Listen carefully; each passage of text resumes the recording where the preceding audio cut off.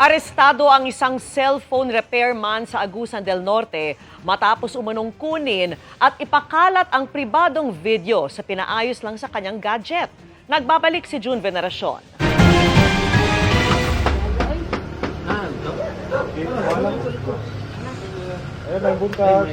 Hindi katok mula sa mga customer ang gumising sa isang cellphone repairman sa Habonga, Agusan del Norte isang umaga, kundi mga pulis na aaresto pala sa kanya.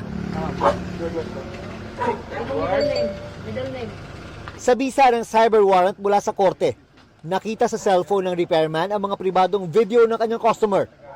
Ipinagawa lang daw ng 15 anyos na lalaking customer ang kanyang cellphone sa suspect. Pero pati laban nito ay pinag-interesan daw.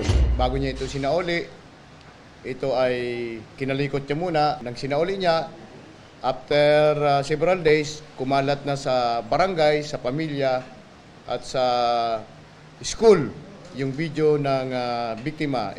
Ipinakalat daw ang mga video sa isang group page sa pamamagitan ng anonymous account ng suspect, kasama sa pribadong video ng customer ng kanyang girlfriend na edad 17 na siyang nag-report sa anti-cybercrime group ng PNP, kaya nagsagawa ng operasyon. Baka meron siyang hidden agenda na ipakalat yung video na ito. Ito ay nagdulot ng matinding kahihiyan o pangamba, stress sa ating mga kabataan.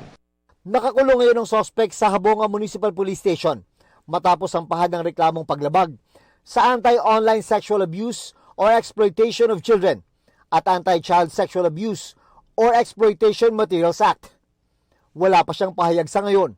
Paalala ng ACG sa publiko, Huwag niyong iiwanan, bantayan niyo habang inaayos ang iyong cellphone or any ICT device. para sa GMA Integrated News. June Veneracion, nakatutok, 24 oras.